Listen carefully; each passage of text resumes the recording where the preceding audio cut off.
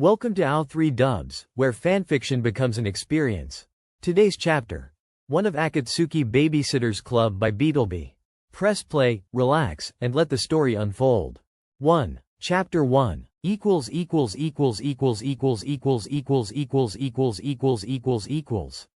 It all fell apart because of stupid Bakashi. Obito expected Kakashi to give up, give in to despair, and he would truly see this world as the cruel and incurable hellhole it was. But he never expected this. Kakashi insisted on taking care of Naruto. He pushed against everyone and everything and used every underhanded tactic and lingering sense of sentimentality from Sarutobi to hang on to the last shred of his family. Despite everything, Kakashi was still hanging on. Barely. It was a thread that could snap any second, but the thread remained. Obito could snap it, but Obito watched as Kakashi sat in front of the memorial stone again, cradling a sleeping baby, talking to ghosts. Any remaining rage in him all but collapsed at the sight. I brought Naruto with me today, Obito. Obito couldn't help himself. He stepped out from behind the tree.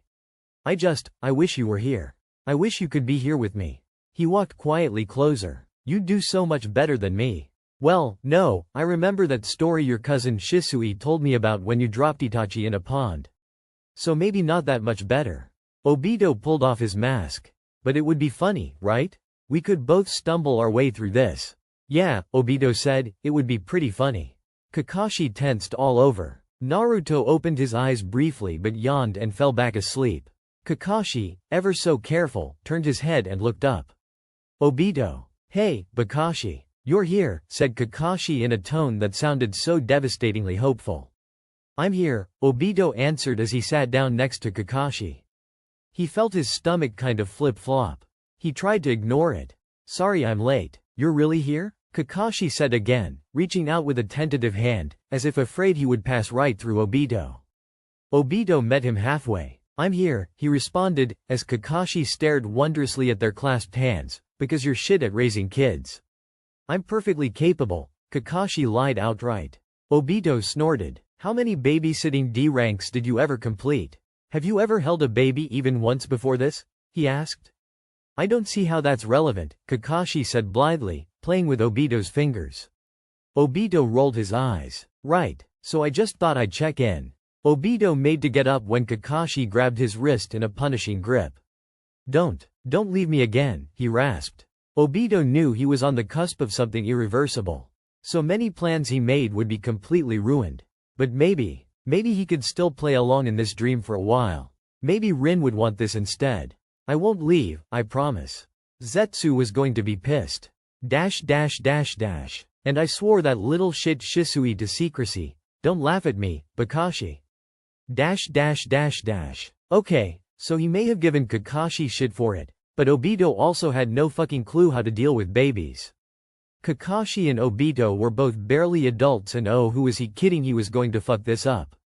However, if he was going to pretend this whole thing was real, at least he did have some responsible adults on his payroll he could bug for advice.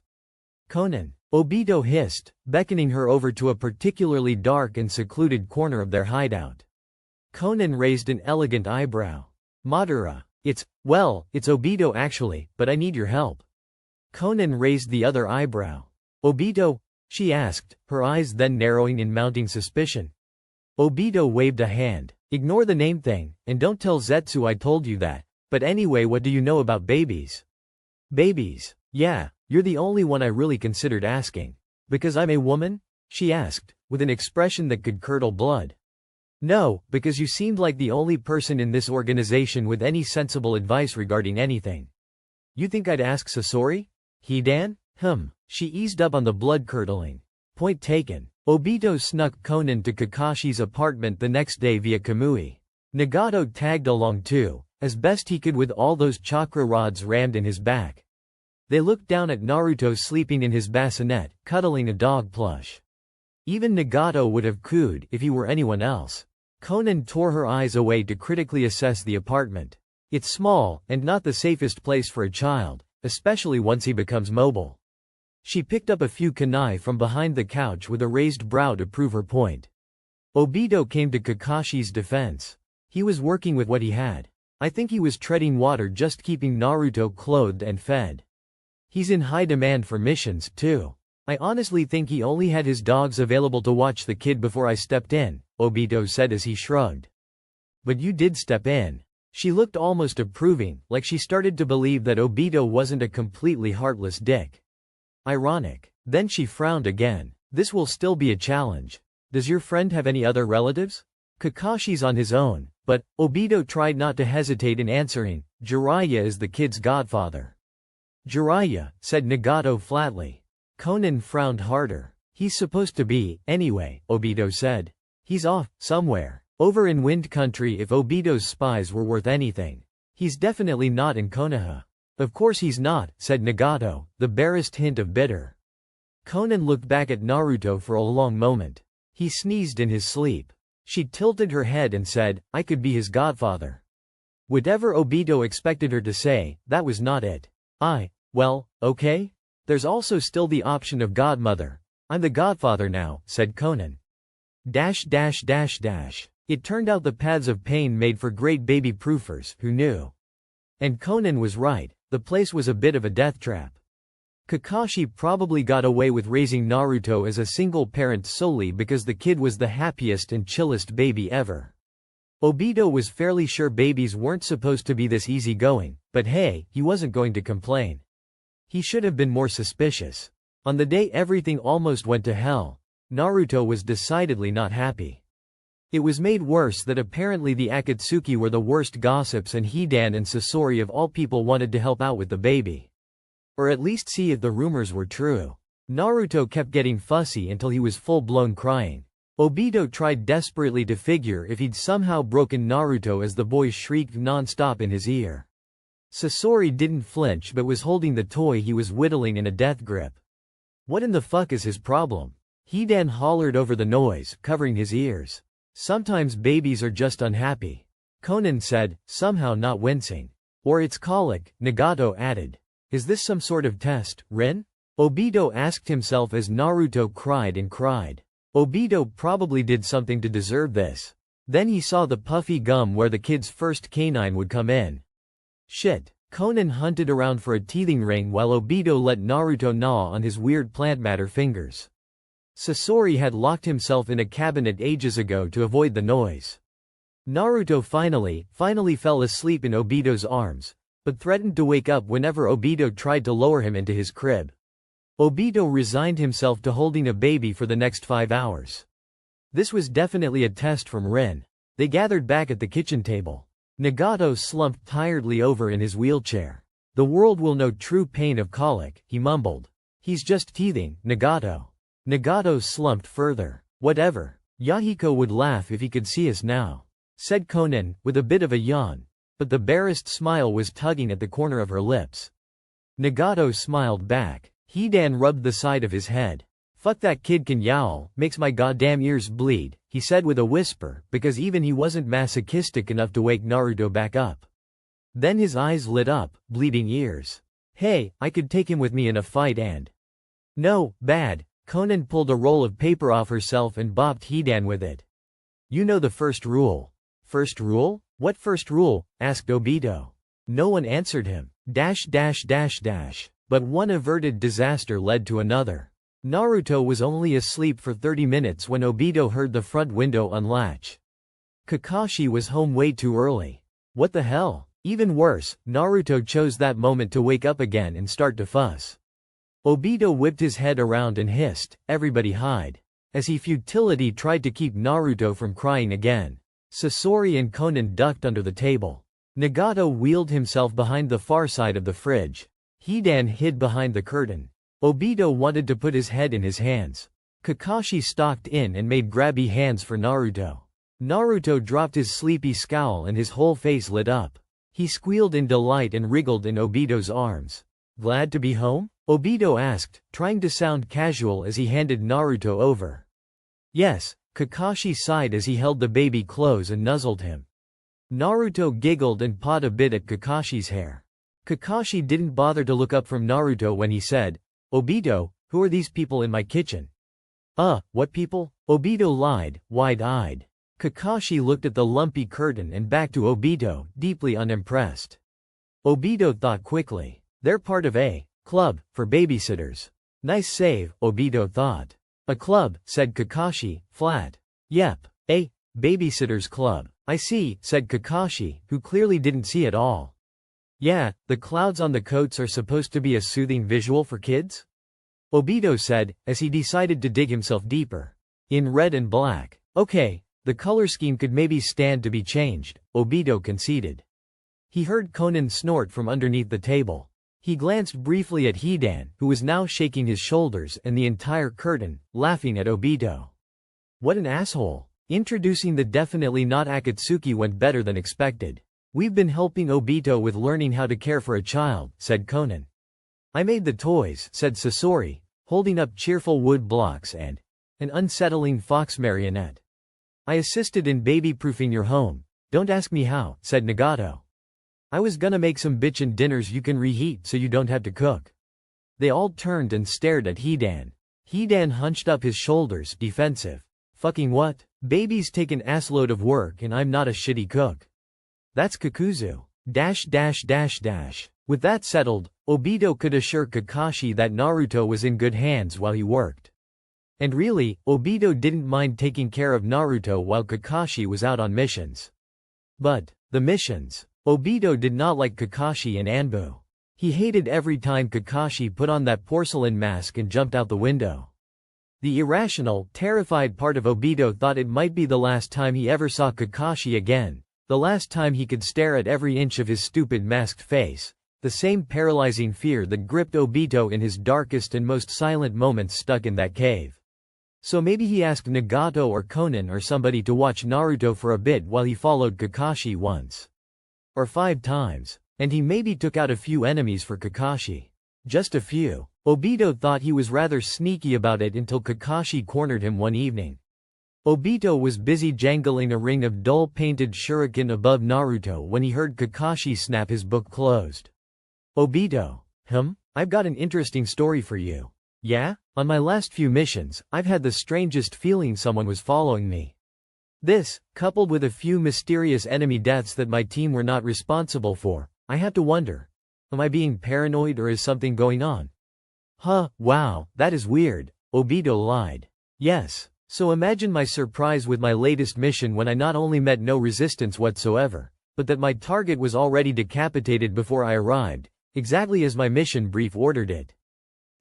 Maybe if Obito jangled the shuriken harder he could pretend he couldn't hear this. And that I also happened to catch a scent that new chocolate you're fond of, currently local only to Konoha. Shit. Kakashi grabbed Obito's wrist, stilling the shuriken. What do you think you're doing? Visual stimulation is important for infant. You know what I mean. Why are you interfering in my missions? Kakashi actually looked angry. Interfering? What? No, do you think I'm that weak? Kakashi said lowly as his hand trembled. Is this about Ri? No, oh no, Obito was not going there. Shit, this wasn't what Obito meant at all. He thought about making a break for it to Kamui but blurted out, I just don't want you to. Don't want me to what? Be an Anbu. Not where that creep Danzo was nearby, the skulking prick. Not where Kakashi would get the worst sort of suicidal missions. Not when Obito could lose him. How would I support Naruto then? By becoming a farmer? Obito almost wanted to say yes, but that would be insulting to Kakashi's skill, his talents and finesse as a fighter and hunter. Obito could watch Kakashi kill people all day. Kakashi continued, we're shinobi. I'm a Junin. My missions will almost always be dangerous no matter where I am. Obito looked away. I wanted to be there. To be sure you come back. Obito, Kakashi said, his gaze softening, I've got your eye, haven't I? Obito looked up. Yeah? Kakashi cupped his scarred cheek. Then you'll always be there with me. Oh. Kakashi patted Obito's shoulders. Now stop following me on my missions. You're making my reports a nightmare to write. He turned to tickle the sides of a laughing Naruto before picking him up. Is it time for dinner, pup? I think it is. Obito watched Kakashi saunter off. He felt all squirmy and weird, with the echo of Kakashi's hand on his cheek. Actually, his whole face felt kinda hot and something strange in his chest somersaulted in. Oh no. So, Kakashi was still in Anbu. Obito still had a strong opinion about it. Their argument, whenever it flared up, seemed to run in circles. I have to prove to the council that I'm able to support Naruto financially, was always Kakashi's tired excuse. I run a terrorist organization that rakes in millions. I could support you and Naruto anywhere for literally forever, Obito always bit back from saying. He didn't think Kakashi would exactly appreciate the terrorist part. His thoughts would also then veer dangerously close to a house husband fantasy and then Kakashi in nothing but a kitchen apron. Obito would quickly change the subject. In other news, Kakashi was also made an honorary member of the Shinobi Mom Club. He found out when Inuzuka Sume literally dragged him to his first meeting. Kakashi said he'd tolerate it, at least they didn't treat Naruto like a pariah. And Obito wasn't stalking him again, okay. He was just making sure Kakashi was doing alright and nobody would give him a hard time. Sume beat him to it. Anyone gives you trouble, kid, and I'll tear out their throats. She smiled with all her teeth. But it was Uchiha Makoto who stepped in as Kakashi's biggest supporter. She offered advice, encouragement and the promise of future playdates with her son, Sasuke. It's what Kushina would have wanted, she said, bittersweet. Obito's not dead heart clenched, for some weird reason.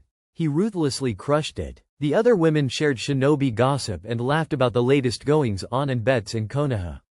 Kakashi didn't say much, but nobody minded that, and Obito watched his best friend's shoulders hunch a little less. I do hope you keep coming to the meetings. This is a place to decompress, swap tips, and, for a lot of us, to take a break from our significant others, Makoto said with a wink. She then glanced up out the window. To stare directly at Obito. Kakashi started to go to more meetings and Obito wisely stayed home. Have you considered a baby shower, said Kakuzu as he set down his pen. I don't think you can do a baby shower when the baby's already 6 months old, said Obito, tired. Their ledger this month was a mess. A housewarming, then. Free gifts, and you save money. What house? Are you going to keep bringing this up until I give in? Asked Obito. No. Obito narrowed his eyes at him. You already sent out invitations. Yes. Obito did not slam his head against the table, but he was sorely tempted. Fine. Kakashi and Naruto could use a bigger apartment, anyway. Pay attention, Conan snapped. Before we leave to get ready for the party, let's make this perfectly clear. What is the first rule? Oh, Kisame raised his hand. The first rule is not to mess with the boss's boyfriend and kid. The boss is what? Obito did not shriek. Conan ignored him. And the second? Don't tell Zetsu, everyone chorused. The baby shower, housewarming was going. Okay. Obito was on edge with this many missing nin smuggled into their new 3-bedroom apartment. At least nobody broke any furniture yet, everyone was too busy taking turns cooing over how cute Naruto was. Naruto eventually started to fuss, and Kakashi said, I'll go feed him and lay him down for a nap. I'll be back in a bit. About 5 minutes later, Obito spotted, who invited Orochimaru. Obito hissed to his subordinates. Sasori was uncomprehending. He's a member of Akatsuki. He promised to bring a housewarming gift when he sent his RSVP, Kakuzu added. Okay, but helping him of all people sneak into Konoha? Obito took a deep breath. Just, don't let Kakashi see him, seriously. Orochimaru took that moment to zero in on Obito.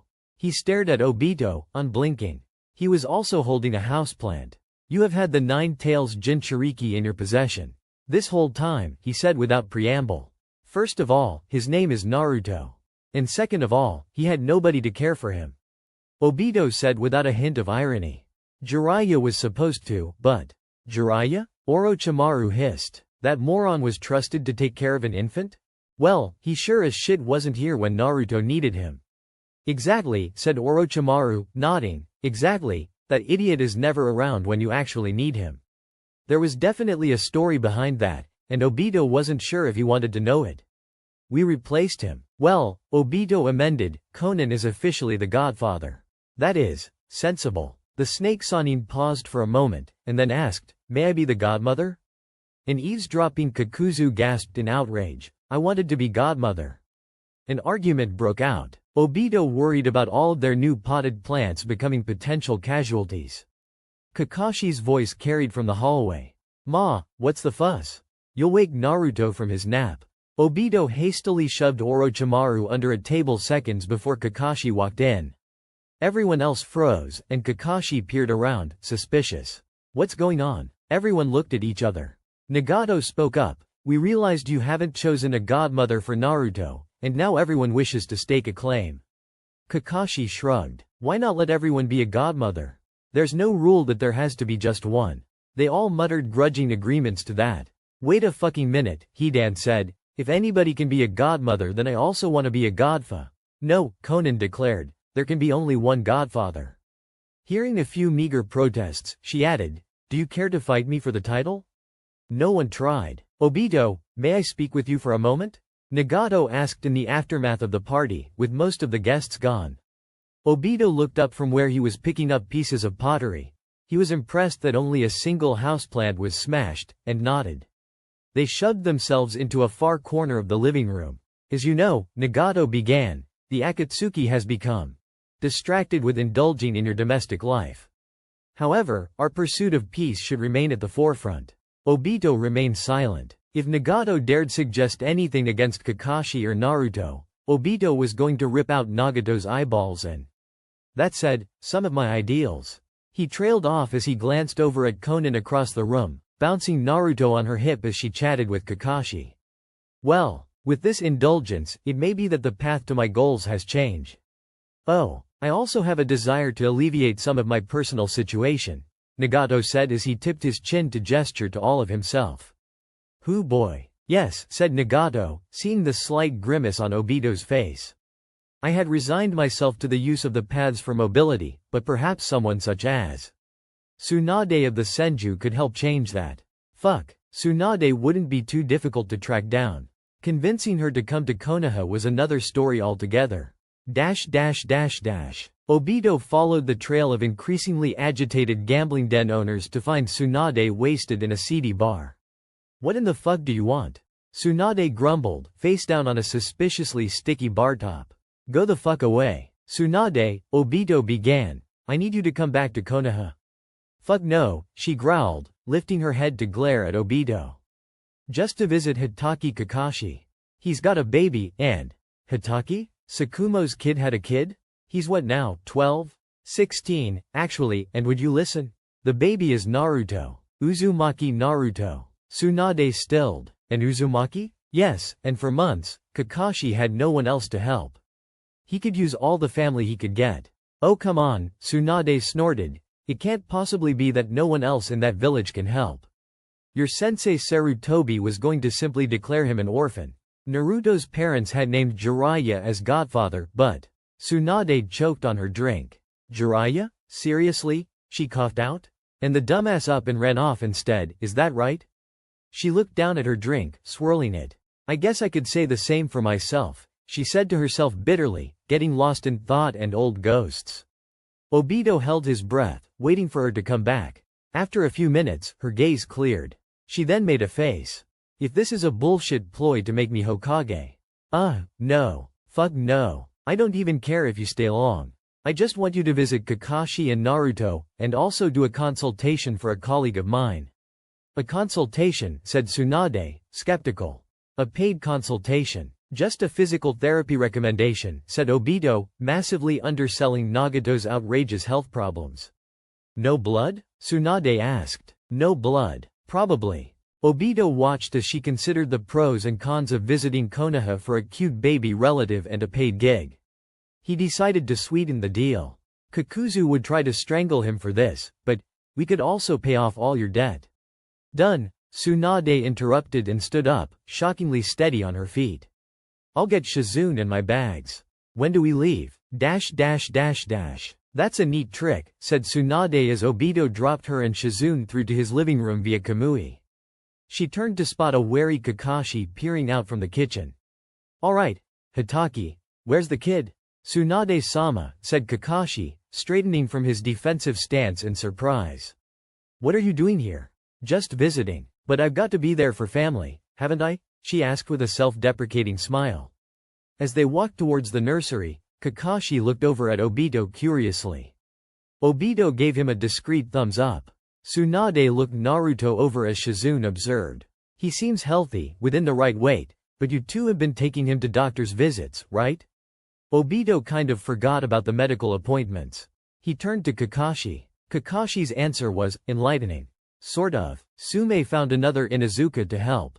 Inuzuka? A vet? None of the doctors were interested in seeing Naruto when I first adopted him, so. Kakashi hung his head, appearing all the world like a kicked puppy. Obito wondered how much he was playing it up, the devious little shit. Considering the bone-chilling look on Tsunade's face, it worked. Naruto gained another godmother. Tsunade may have kicked in a load-bearing wall in her rampage, but Konoha's hospital now had a new medical director, too. When Tsunade made the house call to see Nagato a week later, they could all hear Tsunade's shriek through the door. What the fuck did you do? Then it was quiet. Konan looked ready to snap in worried tension. Even Shizune looked unnerved by the quiet. After another tense 15 minutes, Tsunade opened the door and allowed Nagato to wheel out to the waiting eavesdroppers. So? Asked Obito. Konan looked on, anxious. This is more than a consultation, you little shit, Tsunade seethed. You're fucking lucky I'm choosing to stick around. But can you help him? Konan asked, pursing her lips in worry. Tsunade looked at Konan with a slightly more sympathetic expression. Well, it will take extensive work to undo the physical damage he's done. It's likely he'll never be fully healed, but I'll do what I can. The only reason he isn't dead already is because he's an Uzumaki. I'm a what? Said Nagato. Nagato earned a title upgrade from godmother to uncle, to his delight. Hidan asked, can I also be in? No, said Nagato and Konan at the same time. Son of a bitch. Hidan bellowed as he kicked over a trash can. And that's a wrap for Chapter 1 of Akatsuki Babysitter's Club by Beetlebee. Want more? Let me know. Should I narrate the next chapter? Or maybe you have a favorite fanfic you'd love to hear as an audiobook? Drop your requests in the comments below. Don't forget to like, subscribe, and hit the bell so you never miss a story. Until next time, keep imagining.